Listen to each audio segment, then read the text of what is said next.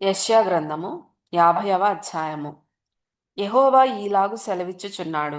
నేను మీ తల్లిని విడనాడిన పరిత్యాగ పత్రిక ఎక్కడనున్నది? నా అప్పుల వారిలో ఎవనికి మిమ్మును అమ్మివేసి మీ దోషములను బట్టి మీరు అమ్మబడితిరి. మీ అతిక్రమములను బట్టి మీ తల్లి పరిత్యాగము చేయబడెను. నేను వచ్చినప్పుడు ఎవడునూ లేకపోనేలా, నేను పిలిచినప్పుడు ఎవడునూ ఉత్తరమియ్యకుండానేలా, నా చెయ్యి విమోచింపలేనంత కురచయైపోయెనా? విడిపించుటకు నాకు శక్తి లేదా? నా గద్దింపు చేత సముద్రమును ఎండబెట్టుదును, నదులను ఎడారిగా చేయుదును. నీళ్లు లేనందున వాటి చేపలు కంపుకొట్టి దాహము చేత చచ్చిపోవును. ఆకాశము చీకటి కమ్మజేయుచున్నాను, అవి గోనెపట్ట ధరింపజేయుచున్నాను.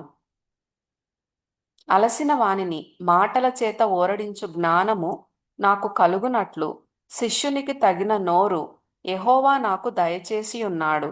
శిష్యులు వినునట్లుగా నేను వినుటకై ఆయన ప్రతి ఉదయమున నాకు వినుబుద్ధి పుట్టించుచున్నాడు.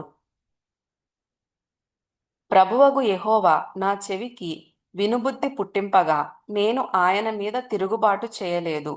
వినకుండా నేను తొలగిపోలేదు.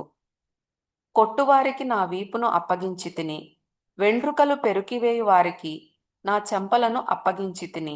ఉమ్మివేయు వారికిని అవమానపరచు వారికిని నా ముఖము దాచుకొనలేదు.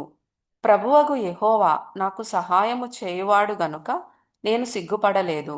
నేను సిగ్గుపడనని ఎరిగి నా ముఖమును చెకుముకి రాతివలె చేసుకొంటిని.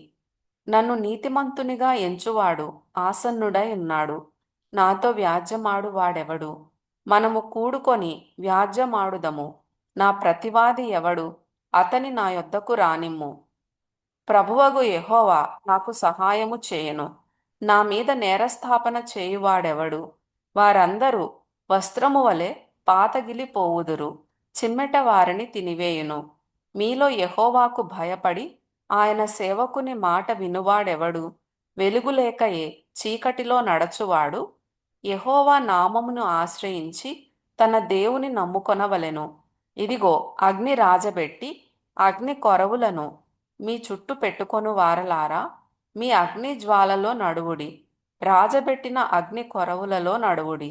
నా చేతి వలన ఇది మీకు కలుగుచున్నది. మీరు వేదన గలవారై పండుకొనెదరు.